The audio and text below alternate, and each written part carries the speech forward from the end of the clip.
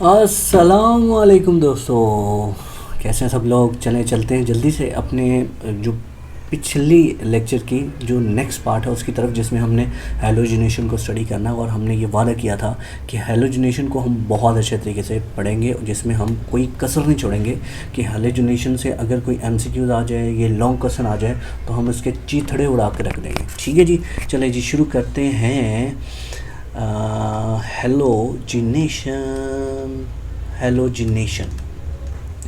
Halogenation क्या है असल में? हेलोजिनेशन है, क्योंकि हम अल्केन की हेलोजिनेशन पढ़ रहे हैं तो इसमें हम क्या करेंगे, सब्स्टिट्यूशन करेंगे, substitution of halogen group alkane पर। हेलोजन ग्रुप की जो सब्स्टिट्यूशन है यानी रिप्लेसमेंट जो होगी उसको हम हेलोजिनेशन का नाम देंगे। मिसाल के तौर पर मेरे पास है CH4, तो CH4 से पर जब Cl2 ने रिएक्शन किया तो इसके नतीजे में क्या बन गया, CH3Cl बन गया ना। इस प्रोसेस को क्या कहेंगे, सब्स्टिट्यूशन कहेंगे। मतलब ये जो रिएक्शन है ये एक तो सब्स्टिट्यूशन रिएक्शन है, और दूसरा क्योंकि यहाँ पर हेलोजन ऐड हुई है इसको हम इस वजह से इसको हेलोजिनेशन का नाम देंगे। ठीक हो गया। अच्छा जी, हेलोजन हमारे पास एक नहीं है, बहुत सारे हेलोजन होते हैं। बहुत सारे वाला कितने, सिर्फ और सिर्फ 4। तो हेलोजन हमारे पास जो X हैं ये कितने हैं, इसमें हमारे पास फ्लोरीन है, क्लोरीन है, ब्रोमीन है और आयोडीन है। ठीक हो गया। लेकिन अब ये देखना है कि क्या ये चारों के चारों रिएक्शन करते हैं? नहीं। तो चारों के चारों हेलोजिनेशन करते हैं और वो प्रोडक्ट बनाते हैं जो हम चाहते हैं? नहीं। फ्लोरीन अगर हम इसकी रिएक्टिविटी ऑर्डर देखें, रिएक्टिविटी ऑर्डर, तो इसका रिएक्टिविटी ऑर्डर में जो फ्लोरीन है F2 ये सबसे ज़्यादा रिएक्टिव है, उसके बाद Cl2, उसके बाद है जी Br2 और आखिर में I2 सबसे कम रिएक्टिव है। यानी अगर हम इसकी बात करें तो ये क्या होगा, ये होगा लीस्ट रिएक्टिव। इतना कम रिएक्टिव है कि वो इस मेथड यानी ये जो हम मेथड इस्तेमाल कर रहे हैं इस मेथड के से वो बनता ही नहीं है। ठीक है, ये बनता है हेलोजन रिप्लेसमेंट मेथड के ज़रिए। अच्छा, फ्लोरीन का जो रिएक्शन है इतना ज़्यादा फास्ट होता है कि इसमें हमें मिक्सचर ऑफ प्रोडक्ट यानी कि कार्बन भी हमें हासिल होगा, इससे हमें हाइड्रोजन फ्लोराइड भी हासिल होगा, इससे हमें फ्लोरीनेटेड कार्बन भी जो है वो हासिल होंगे। सिर्फ ये दो वो हेलोजन हैं जो हमें हमारी पसंद की प्रोडक्ट जो देते हैं, यानी कि अल्काइल हैलाइड इससे हमें हासिल होगा, अल्काइल हैलाइड हासिल होगा और साथ में हेलोजन जो हैं वो तो हासिल होंगे ही। ठीक हो गया। तो लीस्ट रिएक्टिव और लीस्ट रिएक्टिव, एक तो लीस्ट रिएक्टिव है आयोडीन, दूसरा ये डायरेक्ट इस मेथड से ये नहीं बनता। ये किस मेथड से बनता है, ये हेलोजन रिप्लेसमेंट मेथड से बनता है। हेलोजन रिप्लेसमेंट ये बनता है जी, हेलोजन रिप्लेसमेंट मेथड। ठीक है जी। तो ये हमारे पास ऑर्डर जो है वो आ चुका। अच्छा जी, अब इस रिएक्शन को हम क्या कहते हैं? ये रिएक्शन जो हम कर रहे हैं, जो हमने अभी कर रहे हैं, ये फोटोकेमिकल रिएक्शन है, फोटोकेमिकल रिएक्शन। ठीक है, यानी कि इसमें हम क्या इस्तेमाल करेंगे, हम इसमें सनलाइट को इस्तेमाल करेंगे और रिएक्शन करवाएंगे। अगर हम इसको सनलाइट को इस्तेमाल नहीं करते तो हमें क्या करना पड़ेगा, हमें यूवी यानी अल्ट्रा वायलेट रेस इस्तेमाल करनी पड़ेंगी।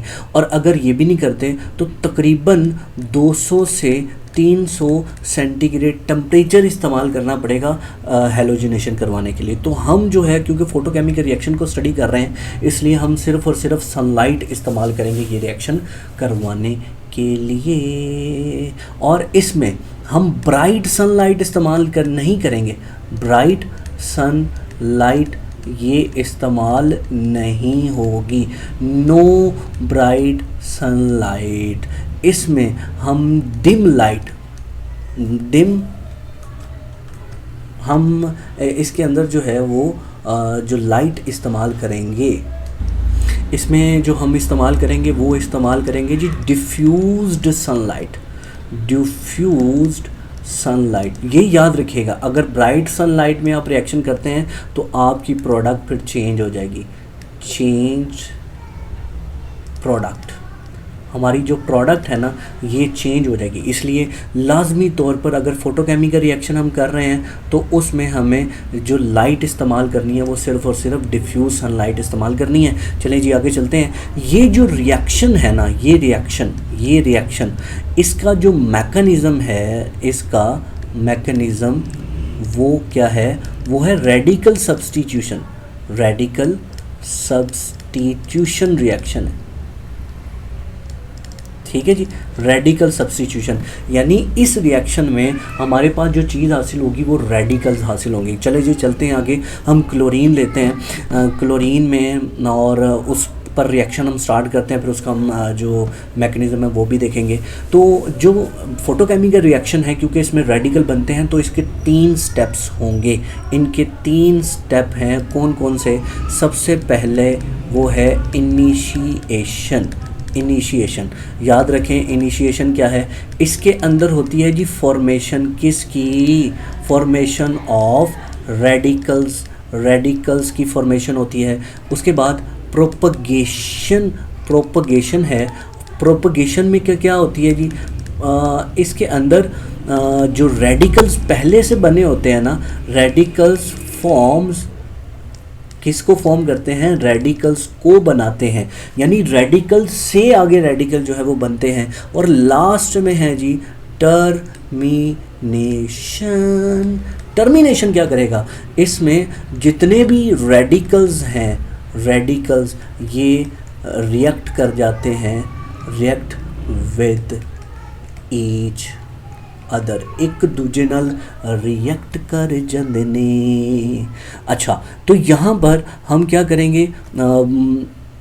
रिएक्शन स्टार्ट करते हैं। इनिशिएशन, इनिशिएशन, इनिशिएशन, इनिशिएशन, सब मिल के पढ़ो इनिशिएशन। Cl2 हमने इस्तेमाल की लाइट, तो लाइट की मौजूदगी में क्लोरीन के हो जाएंगे चीथड़े चीथड़े, यानी क्लोरीन का यहाँ पर जो बॉन्ड है और यहाँ पर 2-2 इलेक्ट्रॉन आपको नज़र आ रहे हैं। तो 2 इलेक्ट्रॉन में यहाँ पर जो क्लीवेज होगा उसको हम कहेंगे, ये क्लीवेज है होमोलैटिक क्लीवेज। होमोलैटिक क्लीवेज यानी इसका ये इलेक्ट्रॉन इसके पास, ये इलेक्ट्रॉन यहाँ पे आ जाएगा, जिससे हमारे पास क्या बनेंगे? 2 Cl रेडिकल, 2 क्लोरीन एटम बनेंगे जिनको हमने रेडिकल नाम दिया। ये रेडिकल्स जो हैं ये बहुत ही ज़्यादा नटखट होते हैं, मतलब ये किसी को अकेला नहीं छोड़ते। तो फिर बारी आती है जी प्रोपगेशन की।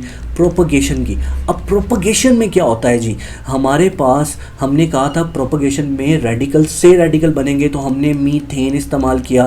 तो ये जो रेडिकल जो क्लोरीन है Cl रेडिकल, ये मीथेन को रेडिकल में कन्वर्ट करने आएगा और ख़ुद न्यूट्रलाइज हो जाएगा। तो क्लोरीन रेडिकल यहाँ से एक हाइड्रोजन लेकर ACl बना दिया और मिथाइल ग्रुप को इसने CH3 यानी कि रेडिकल में कन्वर्ट कर दिया। अच्छा, ये भी काम हुआ। आगे भी इसको बढ़ाया जा सकता है, यानी मिथाइल रेडिकल जो है ये क्या करेगा? क्लोरीन गैस, मतलब वो जो क्लोरीन गैस जो रेडिकल में कन्वर्ट नहीं हुई थी उसको ये रेडिकल में कन्वर्ट करेगा और ख़ुद न्यूट्रलाइज हो जाएगा। यानी कि ये मिथाइल ग्रुप यहाँ से एक क्लोरीन लेगा और CH3Cl में कन्वर्ट होकर क्लोरीन रेडिकल बना देगा। तो ये भी हमें पता चल गया कि इसमें रेडिकल से रेडिकल्स बनेंगे। लास्ट में जो हमारे पास क्या है? टर्मिनेशन। टर्मिनेशन इसके अंदर क्या होगा? टर्मिनेशन के अंदर जितने भी रेडिकल्स हैं वो सारे के सारे आपस में जुड़ जाएंगे और प्रोडक्ट बना देंगे। यानी कि हमारे पास chlorine radical plus chlorine radical भी जुड़ जाए तो Cl2 गैस बन सकती है। इसके अलावा हमारे पास CH3 radical plus Cl radical आपस में जुड़ जाए तो इससे हमारे पास क्या बनेगा? CH3 और Cl बन जाएगा। अच्छा, अगर यहाँ पर methyl radical plus methyl radical आपस में जुड़ जाए तो क्या बन जाएगा?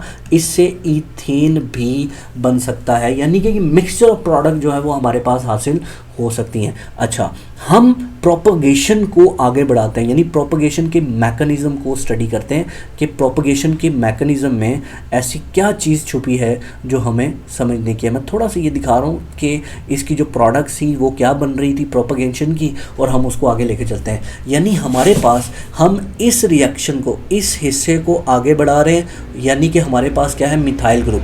तो मिथाइल ग्रुप जिसके साथ क्या लगी हैं, 3 हाइड्रोजन यहाँ पर लगी है और एक क्लोरीन एटम लगा हुआ है। तो यहाँ पर हमारे पास क्लोराइड रेडिकल आता है।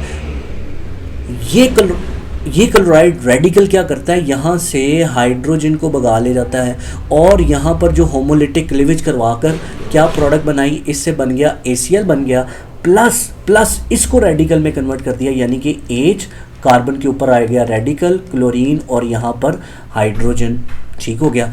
अच्छा, अब क्योंकि प्रोपगेशन में यही मामला चल रहा है कि रेडिकल बना रहा है, रेडिकल से अगला रेडिकल, तो ये रेडिकल है तो इससे ये अगला रेडिकल बनेगा, यानी कि हमने इसको C रेडिकल, यहाँ हाइड्रोजन, यहाँ क्लोरीन, तो अब ये Cl2 को किस में कन्वर्ट करेगा, रेडिकल में कन्वर्ट करेगा। तो ये क्या करेगा, यहाँ से क्लोरीन भगा के ले जाएगा, जिससे क्या बन जाएगा, H कार्बन, यहाँ पर एक Cl लग गई, यहाँ पर Cl, यहाँ पर Cl, Cl नहीं है, यहाँ पे हाइड्रोजन है, और साथ में क्या बन गया, Cl रेडिकल, क्लोराइड रेडिकल जो है वो हमारे पास बन गया। और ये क्या है, डाईक्लोरोमीथेन हमारे पास हासिल हुआ। तो अगला जो स्टेप वो बड़ा मज़े का है। मतलब यहाँ पर लड़ाई चलती रहेगी, कभी ये इसको रेडिकल में कन्वर्ट करेगा, कभी क्लोराइड इसको रेडिकल में, मतलब क्लोराइड का रेडिकल में कन्वर्ट होना और मिथाइल ग्रुप का रेडिकल में कन्वर्ट होना, ये साथ साथ चलता रहेगा। तो हम अब जो है, अब जो बारी है, अब की बारी मिथाइल ग्रुप की, तो ये क्या करेगा, ये यहाँ से हाइड्रोजन को भगा के ले गया और यहाँ पे हुआ क्या, होमोलैटिक क्लीवेज हुई। तो बदले में हमारे पास जो प्रोडक्ट बनेगी वो क्या होगी, मैं इसको थोड़ा सा नीचे लिख रहा हूँ क्योंकि मैंने ऊपर नाम लिख छोड़ा है। तो यहाँ पर क्या लगी थी, क्लोरीन, यहाँ पर है हाइड्रोजन, ये रेडिकल में बदल गया और प्रोडक्ट बन गई ACl। मतलब अब बारी थी मिथाइल ग्रुप की। ठीक हो गया। अब अगर मिथाइल ग्रुप की बारी ख़त्म हो गई तो अब किसकी बारी है भाई, बताओ, क्लोरीन की बारी है, ज़ाहिरी बात है। तो यहाँ पर अब हमारे पास क्लोरीन की बारी आई है, H कार्बन, यहाँ पर क्लोरीन है, यहाँ पर क्लोरीन और ये है रेडिकल। अच्छा, तो अब Cl2 की बारी है, तो ये इसको रेडिकल में कन्वर्ट करेगा और तीसरा क्लोरीन जो एटम है वो इसके साथ आगे जुड़ जाएगा, हाइड्रोजन, यहाँ क्लोरीन, ये क्लोरीन और इधर क्लोरीन आके लग जाएगा। मतलब यहाँ से एक क्लोरीन भगा के ले जाएगा ना, और क्लोरीन किस में कन्वर्ट हो गया, रेडिकल में कन्वर्ट हो गया। और ये क्या है, क्लोरोफॉर्म, टेट्राक्लोरोमीथेन बन गया। अब टेट्राक्लोरोमीथेन की बारी आ गई, जल्दी से रेडिकल आया, छुक करके, और ये हाइड्रोजन को यहाँ से भगा के ले गया और बना दिया ACl। अब की बार फिर से ये जो है वो रंडवा हो गया और इस पर रेडिकल आ गया, क्लोरीन और क्लोरीन, यानी टेट्राक्लोरोमीथेन रेडिकल हमारे पास हासिल हुआ। तो आखिरी स्टेप जिसमें ये फिर फर्दर जो है वो जो रेडिकल ना बना पाएगा वो आपके पेशे खिदमत। तो ये रेडिकल यहाँ पर मौजूद है Cl2 को, मतलब ये क्या करेगा, यहाँ से क्लोरीन ले ली, फिर से वही घिसा पिटा स्टेप जो हम पीछे से पढ़ते आ रहे हैं। यहाँ क्लोरीन लग गई, क्लोरीन यहाँ लग गई, क्लोरीन यहाँ पे लग गई, यहाँ लग गई, और Cl रेडिकल जो हमारे पास बन गया, तो CCl4 हमारे पास बना। अब आप सोचेंगे कि ये जो रिएक्शन हमने इतना सारा किया है, इसके नतीजे में फाइनल प्रोडक्ट तो ये हासिल होनी चाहिए। नहीं, यहाँ पर ये फाइनल प्रोडक्ट नहीं है, यहाँ पर ये फाइनल प्रोडक्ट तो है, लेकिन सिर्फ ये अकेली प्रोडक्ट नहीं है जो इस दौरान बनेगी। इस दौरान जो हमारा कार्बन टेट्राक्लोराइड है, कार्बन टेट्राक्लोराइड ये भी बनेगा। इसके अलावा हमारे पास जो टेट्राक्लोरोमीथेन यानी क्लोरोफॉर्म ये भी बनेगा, और इसके अलावा हमारे पास डाइक्लोरोमीथेन ये भी बनेगा, और ये जो हमारे पास सिंगल जो फैल रहा है ना मिथाइल क्लोराइड यानी क्लोरोमीथेन, ये भी हमारे पास बनेगा, यानी मिक्सचर ऑफ प्रोडक्ट हमारे पास होगा। तो जब टर्मिनेशन की जा रही होगी तो आप देखें टर्मिनेशन के नतीजे में ये वाली प्रोडक्ट भी हमें मिल रही होंगी, ज़ाहिर बात है वो भी रिएक्शन ही का हिस्सा है ना, तो ये भी प्रोडक्ट और ऊपर से ये 4 प्रोडक्ट। तो प्रोपगेशन के नतीजे में जब हैलोजिनेशन की जाती है तो हमारे पास सिंगल प्रोडक्ट हासिल नहीं होती, हमारे पास एक मिक्सचर प्रोडक्ट हासिल होती है, तो जिनको हम बाद में फ्रैक्शनल डिस्टिलेशन के ज़रिए जो है वो सेपरेट कर सकते हैं। ठीक है, तो हम कहते हैं कि प्रोपगेशन में हमारे पास कितनी नंबर ऑफ प्रोडक्ट्स जो हैं वो हासिल हुई, तो प्रोपगेशन में हमारे पास 4 प्रोडक्ट्स हासिल होंगी, जिसमें CH3Cl, CH2Cl2, CH3 और CCl4, ये 4 प्रोडक्ट जो है ना वो प्रोपगेशन से हमें हासिल होंगी। तो अभी तो बात ये कार्बन की है, कार्बन की एक बात है, अगर हम इथेन की हैलोजिनेशन करवाएं तो मामला तो फिर कुछ और ही आते हैं।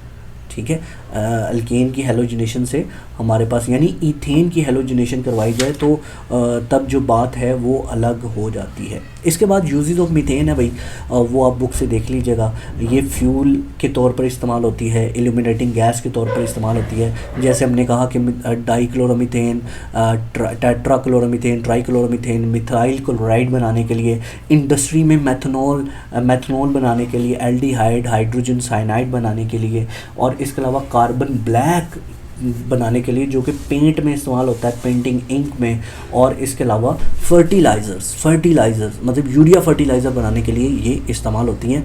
तो आज का हमारा लेक्चर जो था वो यहीं पर ख़त्म होता है।